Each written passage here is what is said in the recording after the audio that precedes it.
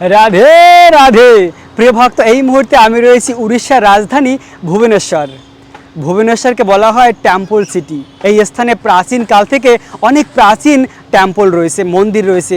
প্রায় 7 থেকে 8 হাজার মন্দির রয়েছে ভুবনেশ্বরে, কিন্তু বর্তমান সময়েও 7 থেকে 800 মন্দির রয়েছে। ঠিক এই মুহূর্তে দাঁড়িয়ে রয়েছি লিঙ্গরাজ মন্দিরের সামনে। ওই রয়েছে মহাদেব শিব শঙ্করের লিঙ্গরাজ মন্দির, অতি প্রাচীন এই মন্দির, অনেক ঐতিহ্য রয়েছে, লীলাকথা রয়েছে এই লিঙ্গরাজ মন্দিরের। চলুন প্রিয় ভক্ত, আজ আমরা এই পুরো ভুবনেশ্বরকে ঘুরে ঘুরে দর্শন করি। একটি স্থানে যাব, সেই স্থানে লীলাকথা শ্রবণ করব, দর্শন করব। এই একটি ভিডিওর মাধ্যমে অনেক দুর্লভ দর্শন করব। এই ভুবনেশ্বরে যা কিছু গুরুত্বপূর্ণ দর্শন রয়েছে একটি ভিডিওর মাধ্যমে আমরা করব। এক এক করে আমরা একটি লীলাভূমিকে দর্শন করব, সেই লীলাকথা শ্রবণ করব। চলুন আমরা মহাদেব শিব শঙ্করের এই মন্দিরকে দর্শন করি। প্রিয় ভক্ত, এখন আমরা সেই প্রাচীন কাল থেকে রয়েছে যে লিঙ্গরাজ মন্দির, সেই মন্দিরকে দর্শন করব।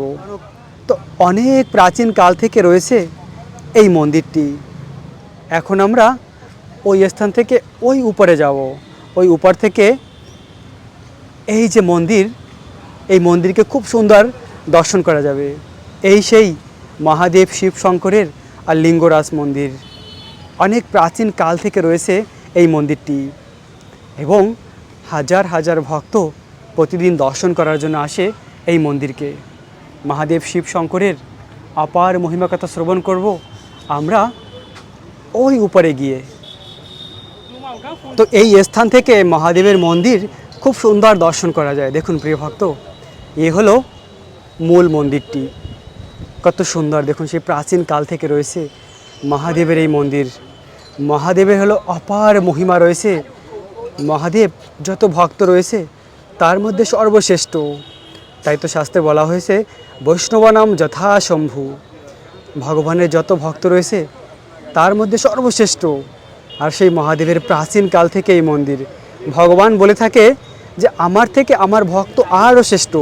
তাই যেহেতু মহাদেব সমস্ত ভক্তের মধ্যে সর্বশ্রেষ্ঠ, তাই ভক্তের স্থান ভগবানের থেকেও উপরে ভগবান নিজে দিয়েছে।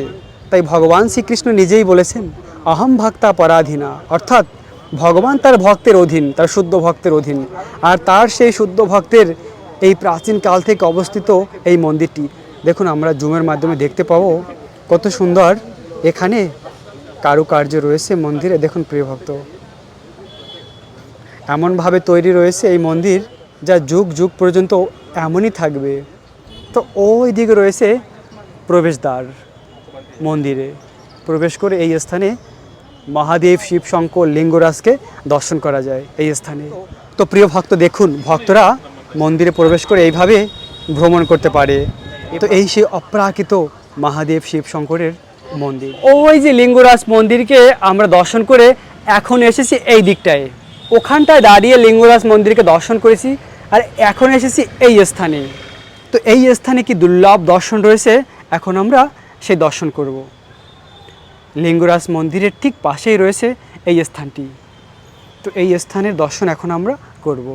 দেখুন, এখানেও একটি মন্দির রয়েছে, আর এই স্থানেও মহাদেব রয়েছে।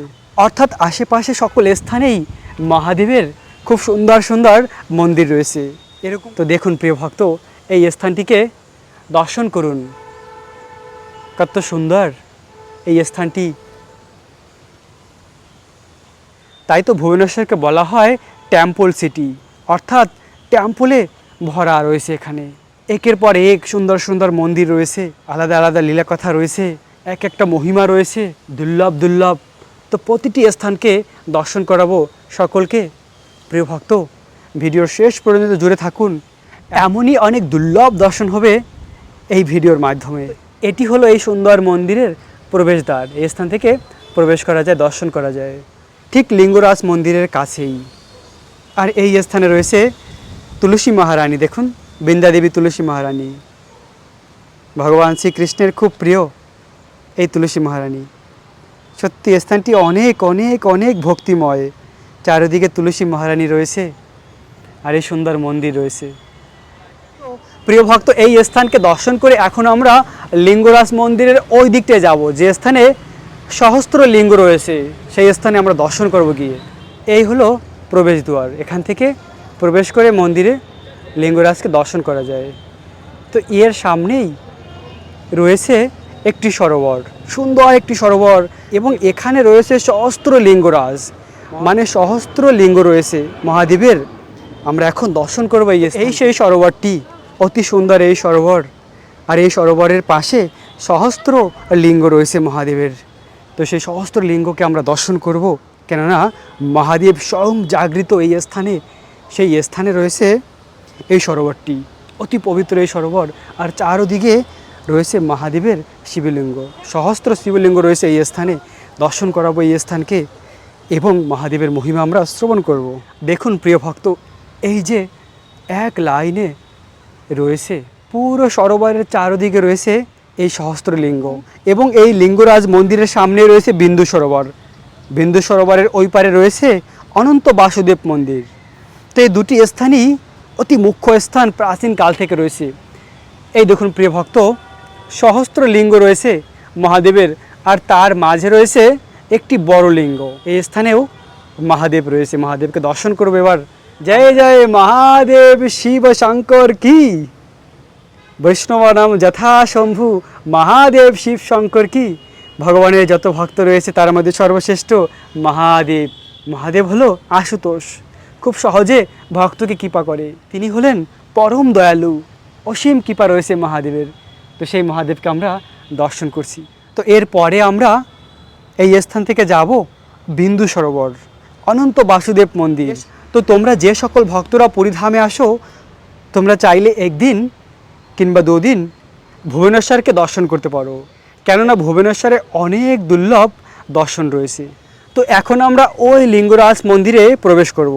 তো মন্দিরে যেহেতু মোবাইল ক্যামেরা নিয়ে যাওয়ার অনুমতি নেই, তাই আমরা মোবাইল ব্যাগ সব কিছু জমা করে লিঙ্গরাজ ভগবানকে দর্শন করব, মহাদেব শিব শঙ্করকে দর্শন করব। তারপরে দর্শন করে ফিরে এসে আমরা বিন্দু সরোবরের দিকে যাব। প্রিয় ভক্ত, আমি লিঙ্গরাজ মন্দিরে প্রবেশ করেছি এবং মহাদেবকে দর্শন করেছি। মহাদেবের শিবলিঙ্গকে দর্শন করে এসেছি। ওখানে আরও অনেক কিছু দর্শন রয়েছে। তো ওই হলো মন্দিরের চূড়া, লিঙ্গরাজ মন্দিরের। তো ওই স্থানে ছিল লিঙ্গরাজ মন্দির, আর আমি দর্শন করে এখন এসেছি বিন্দু সরোবর। এ হলো বিন্দু সরোবর। এই বিন্দু সরোবরেরও অপ্রাকৃত মহিমা রয়েছে। এই সরোবরের মহিমা কথা আমরা শ্রবণ করব, এবং ঠিক এই বিন্দু সরোবরের সামনে রয়েছে অনন্ত বাসুদেব মন্দির। এ হলো অনন্ত বাসুদেব মন্দির। দেখুন প্রিয় ভক্ত, এই মন্দিরকে বলা হয় অনন্ত বাসুদেব মন্দির। এই স্থানে পুরীর জগন্নাথ মন্দিরের মতন ভোগ লাগানো হয়, অর্থাৎ মাটির হাঁড়িতে করে রন্ধন করা হয়, কাঠের চুলায় করে। তো আমরা আজকে এই স্থানে প্রসাদ পাবো, অনন্ত বাসুদেবের মহাপ্রসাদ। আর ঠিক অনন্ত বাসুদেবের মন্দিরের সামনে রয়েছে এই বিন্দু সরোবর। এই বিন্দু সরোবরে স্নান করলে রোগমুক্ত হওয়া যায়। ভেবে দেখুন, রোগমুক্ত হওয়া খুব জটিল, কেননা কলিযুগে সকলে রোগগ্রস্ত। তো সেই রোগমুক্ত হওয়া যায় এই বিন্দু সরোবরে স্নান করলে। তো সরোবরের মাঝে রয়েছে একটি ছোট্ট মন্দির। দেখুন, বিন্দু সরোবরের মাঝে এই মন্দিরটি রয়েছে। এখন আমরা সরোবরের এই দিকটা এসেছি। এই দিকটা থেকে মন্দির কত সুন্দর দেখাচ্ছে। দেখুন, এটি হলো অনন্ত বাসুদেব মন্দির, আর মন্দিরের মাঝে এই সরোবরে অনেক রাজহংস রয়েছে। আর এই সেই সরোবরের মাঝের মন্দিরটি। তো ওই স্থানে আমি ছিলাম, ওই স্থান থেকে এখন এই দিকটা এসেছি দর্শন করার জন্য, যে এই দিকটা কেমন। আর ওখানে দেখলাম কিছু পিণ্ডদানের ব্যবস্থা রয়েছে, অর্থাৎ এই স্থানের এই সরোবরটি এত পবিত্র, এখানে পিণ্ডদানও হয়ে থাকে। তো এই দিক থেকে পুরো সরোবরকে পরিক্রমা করা যায়। এ হলো রাস্তা। এদিক থেকে শুরু করে কেউ চাইলে পুরো সরোবরকে পরিক্রমা করতে পারে, সেই ব্যবস্থাও রয়েছে। তো এখন আমরা এই অতি পবিত্র বিন্দু সরোবরের জলকে স্পর্শ করব। জয় শ্রী বিন্দু সরোবর কি। প্রিয় ভক্ত, আপনাদের সকলের উদ্দেশ্যে এই জলকে আমি অর্পণ করি। শ্রী রাধে, শ্রী রাধে, শ্রী রাধে। এই জলকে আমি মাথায় লাগালাম। প্রিয় ভক্ত, এখন আমি অনন্ত বাসুদেব মন্দিরে প্রবেশ করেছি। এই দেখুন, এ হলো সেই প্রাচীন কাল থেকে অবস্থিত অনন্ত বাসুদেব মন্দির। অতি সুন্দর এই মন্দিরকে দর্শন করুন প্রিয় ভক্ত। ওই হলো মন্দিরের চক্র। তো এই চক্রকে দর্শন করলেও ভগবানকে দর্শন করার ফল প্রাপ্ত হওয়া যায়। কেননা মন্দিরের মধ্যে মোবাইল নিয়ে যাওয়া যায় না, ফটো কিংবা ভিডিও নিষেধ আছে। তাই এই চক্রকে দর্শন করলেও আমরা অনন্ত বাসুদেবকে দর্শন করার ফল লাভ করতে পারি। দেখুন কত সুন্দর এই মন্দিরটি।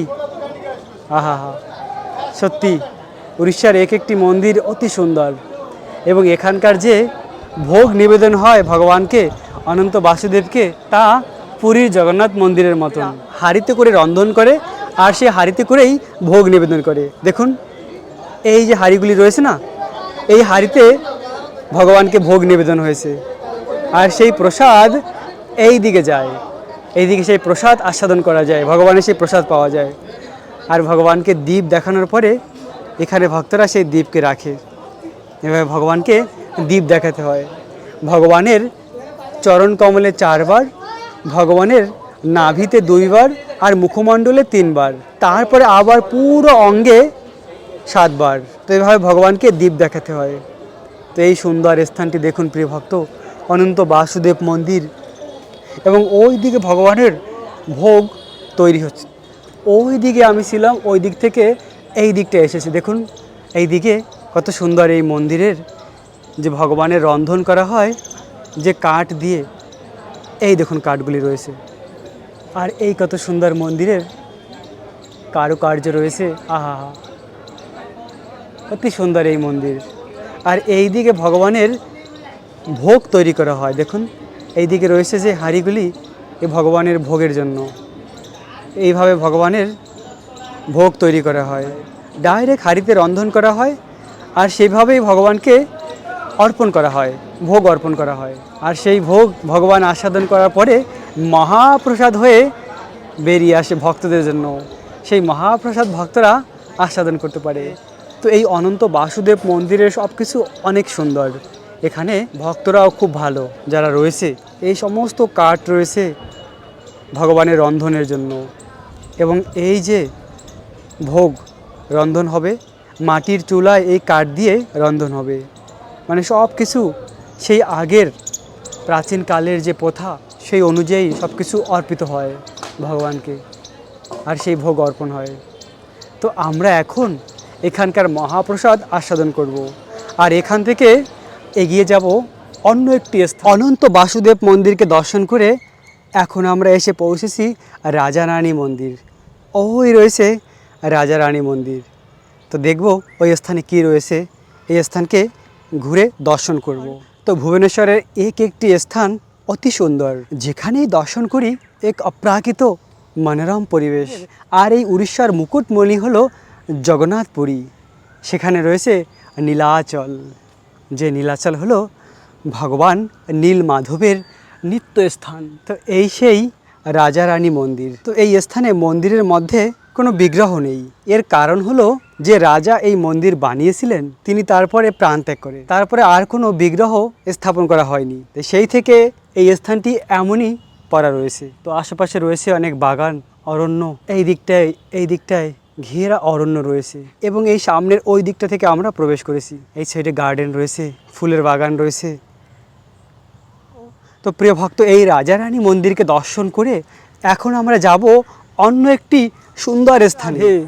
প্রিয় ভক্ত, এখন এসে পৌঁছেছি খান্ডিরগিরি পাহাড়ে। ওই দিকে রয়েছে উদয়গিরি পাহাড়। দেখুন ওই নিচে থেকে উঠে উঠে ওই পাহাড়ের উপরে যাওয়া যায়। আর এই পাহাড়টির নাম হলো উদয়গিরি পাহাড়। এখানে অনেক দুর্লভ দর্শন রয়েছে ওই পাহাড়ে। তো আমরা একটু পরে ওই পাহাড়টিতে যাব এবং ওই সকল গুহাকে দর্শন করব। দেখুন এই এক একটি গুহার আলাদা আলাদা নাম রয়েছে। আর ওই বনটির নাম হলো উদয়গিরি বন। আর এখন যে বনে রয়েছি এটি হলো খান্ডারগিরি। খান্ডারগিরি এই বনে উপরে রয়েছে দেবী মায়ের মন্দির, মাতার মন্দির রয়েছে। আমরা দর্শন করব এই পাহাড়ে, এই খান্ডারগিরি পাহাড়কে দর্শন করব এবং একদম পাহাড়ের চূড়ায় যাব, দেখব কি রয়েছে দর্শন। এবং ওই উপরে গিয়ে পুরো ভুবনেশ্বর শহরকে দর্শন করা যাবে। শ্রী রাধে, শ্রী রাধে। তো প্রিয় ভক্ত, এখন মন্দিরে প্রবেশ করতে যাচ্ছি। একদম পাহাড়ের চূড়ায় রয়েছে এই দেবী মায়ের সুন্দর মন্দিরটি। এই দেখুন, মন্দিরে প্রবেশ করেছি। তো এখান থেকে অনেক দুর্লভ দর্শন করাবো পুরো ভুবনেশ্বর শহরকে। আর এদিকে রয়েছে মায়ের মন্দির। তো এদিকে দেবী মায়ের খুব সুন্দর একটি মন্দির রয়েছে। দেখুন প্রিয় ভক্ত, প্রথমে আমরা এই দিকটায় পুরো ভুবনেশ্বর শহরকে একবার দর্শন করে নিই। দেখুন, এ হলো ভুবনেশ্বরের সৌন্দর্য। এবং ওই দিকে রয়েছে উদয়গিরি পর্বত, এবং এই দিকে মায়ের এই মন্দির রয়েছে। দেখুন, ও রাধে রাধে রাধে গোবিন্দ রাধে গোবিন্দ রাধে গোপাল রাধে শ্রী গোবিন্দ রাধে গোপাল রাধে। এইখানটা দিয়ে পুরা ভুবনেশ্বর শহরকে দর্শন হয়ে যাবে। এই দেখুন ভুবনেশ্বর সিটি, অতি সুন্দর এই শহরটি। এখানে প্রাচীন কাল থেকে ব্রাহ্মণেরা বাস করত। ব্রাহ্মণদের বসবাসের স্থান ছিল উড়িষ্যা। কেন উড়িষ্যা হলো পবিত্র ভূমি। তো এই পুরো ভুবনেশ্বর শহর দর্শন করুন। রাধে রাধে রাধে গোবিন্দ রাধে গোবিন্দ রাধে গোপাল রাধে গোবিন্দ রাধে গোপাল রাধে। তো এখন বাজে 3:20। তো মন্দির খুলতে খুলতে হয়তো 4টা, অনেক টাইম রয়েছে। তো আমরা এখান থেকে এগিয়ে যাব অন্য একটি দর্শন করার জন্য। তো এখন এসে পৌঁছেছি উদয়গিরি পাহাড়ে। এই স্থানে রয়েছে জগন্নাথ দেবের মন্দির। দেখুন, এই স্থানে ভগবান জগন্নাথ দেবের মন্দির রয়েছে। তো এখানকার পূজারীর কাছে জিজ্ঞাসা করেছি আসবো কি, কেননা অনেক স্থানেই ক্যামেরা নিয়ে যাওয়া যায় না। তো এই দেখুন, জগন্নাথ বলদেব সুভদ্রা মহারানী কি জয়। শ্রী রাধে শ্রী রাধে শ্রী রাধে বৃন্দাবনেশ্বরী। হরে কৃষ্ণ কৃষ্ণ কৃষ্ণ হরে হরে, হরে রাম রাম রাম হরে হরে। দেখুন প্রিয় ভক্ত, এখানে ভগবান জগন্নাথ দেব রয়েছে। এই রয়েছে গরুর দেব। গরুর দেবকে দর্শন করুন। এই হলো গরুর দেব, এবং সামনেই জগন্নাথ দেব রয়েছে। জগন্নাথ সচিরানন্দন ত্রিভুবন করে যাহার চরণ বন্ধন। ও জগন্নাথ সচিরানন্দন ত্রিভুবন করে যাহার চরণ বন্ধন। জয় জগন্নাথ ভগবান কি। তো এই স্থানে এরকম দুর্লভ জগন্নাথের দর্শন হলো। ভুবনেশ্বরে কত কিছু রয়েছে দর্শনের। ওই দেখুন পাহাড়ের গুহা, এক একটি গুহাকে আমরা এখন দর্শন করব ওই উদয়গিরি পাহাড়ের উপরে গিয়ে। তো চলুন প্রিয় ভক্ত, আমরা ওই দিকটায় যাই। ওইখানে গিয়ে পাহাড়ের উপরে দর্শন করব আমরা। অনেক কয়টি আলাদা আলাদা গুহা রয়েছে। এইদিকে রয়েছে জয় বিজয় গুহা, উপরে রয়েছে হাতি গুহা, এরকম করে অনেক কিছু রয়েছে দর্শনীয়। তো এক এক করে আমরা সব কিছু দর্শন করব এই স্থানকে। তো এই অনেকগুলি সিঁড়িকে পেরিয়ে পেরিয়ে ওই পাহাড়ের উপরে যাচ্ছি। পাহাড়ের উপরেও অনেক প্রাচীনকালের সেই দুর্লভ দর্শন রয়েছে। যে এই যে দুটি পাহাড়, এই পাহাড় দুটির গুরুতর রহস্য রয়েছে। আর সেই রহস্যকেই আমরা জানার চেষ্টা করব যে কী রহস্য রয়েছে এই স্থানে। পাহাড়ের মধ্যে গুহাকে দর্শন করুন। ওই দেখুন ভিতরে কি রয়েছে, দর্শন করুন। এই দেখুন, সত্যি রহস্যময়। এই দিকটায় আরও রয়েছে, এই দেখুন আরও রয়েছে পাহাড়ের গুহা। তো এখানকার কি রহস্য, এটা বিভিন্ন পুরাণে বর্ণিত থাকবে। কেননা বিভিন্ন প্রাচীনকালের যে মূর্তি, ভগবানের বিগ্রহ, সেই সব কিছু রয়েছে। এই উদয়গিরি নাম তো এখন হয়েছে, কিন্তু এর আগে এর নাম কিছু অন্য কিছু ছিল, যেটা মানুষ ভুলে গেছে। দেখুন, সে আমাদের দেব দেবীর বিগ্রহ রয়েছে। এর মানে হলো কি? এর মানেটা হলো যে প্রাচীন কাল থেকে রয়েছে কোনো বিশেষ রহস্য রয়েছে এই পাহাড়ে, এই গুহায়। তাই তো এখনও আমাদের দেবতাদের অনেক বিগ্রহ রয়েছে। দেখুন, এখানে মনে হচ্ছে হনুমানজি বা ভগবান বিষ্ণু, হনুমানজিই হবে এখানে বানানো রয়েছে। দেখুন তো, এমনটি অনেক কিছু রয়েছে এই পাহাড়ে, অনেক দুর্লভ দর্শন, কিন্তু মানুষ জানে না, যেটা ভক্তরা অনুভব করতে পারে। তো ওই স্থানে আমরা গিয়েছিলাম একটু আগে, ওই পাহাড়ে, খণ্ডগিরি পাহাড়ে দেবী মায়ের মন্দির। তো সেখান থেকে এখন আমরা এই উদয়গিরি পাহাড়ে এসেছি। প্রিয় ভক্ত, একদম পাহাড়ের উপরে এসে পৌঁছেছি। দেখুন এখানে কীরকম আলাদা আলাদা রকমের আকৃতি রয়েছে। এই দেখুন, কোনোটা হাতি গুহা, কোনোটা সর্প গুহা, বিভিন্ন নাম দিয়েছে, কিন্তু আসল রহস্য কেউ বুঝতে পারে না। আসল রহস্য হলো যেটা এইমাত্র কিছু ভক্তরা বলল, যে এখানে ভগবানের বিশেষ কোনো লীলা রয়েছে। তাই তো হনুমানজি, দেবতা, এই সব কিছু এখনও রয়েছে দেয়ালে। এই দেখুন।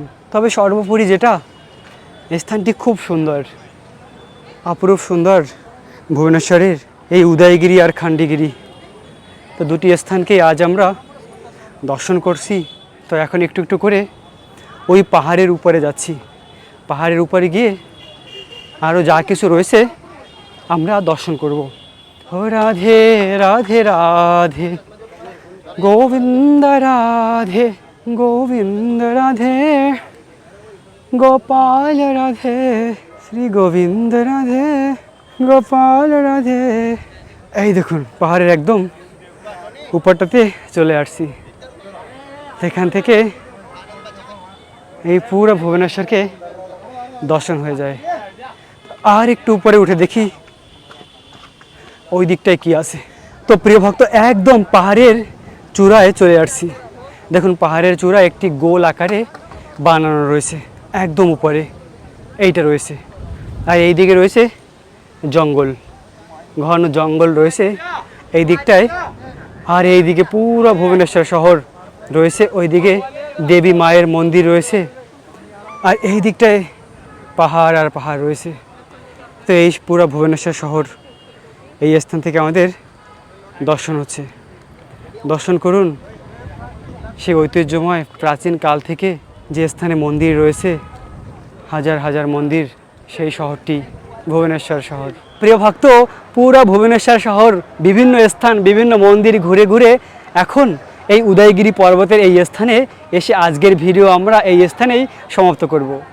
তো অনেক কিছুই আজ আমরা দর্শন করেছি, এর বাইরেও অনেক অনেক মন্দির রয়েছে এই ভুবনেশ্বরে। কেননা ভুবনেশ্বরকে বলা হয় টেম্পল সিটি, এখানে প্রচুর টেম্পল রয়েছে। তো প্রিয় ভক্ত, আপনারা পুরীতে আসলে অবশ্যই ভুবনেশ্বরে একদিন দর্শন করুন, ঘুরে দর্শন করুন যা কিছু রয়েছে। তো পুরো ভুবনেশ্বরের অনেক মেইন পয়েন্টকে আমরা দর্শন করেছি আজকে, এছাড়াও আরও অনেক দর্শন রয়েছে। তো আজকের ভিডিও আপনাদের কেমন লেগেছে কমেন্ট করে জানাবেন। তো প্রিয় ভক্ত, আজকের ভিডিও এখানেই সমাপ্ত করব। রাখবেন নিজেদের অনেক অনেক যত্ন, থাকবেন কৃষ্ণ ভাবনাময়। রাধে রাধে।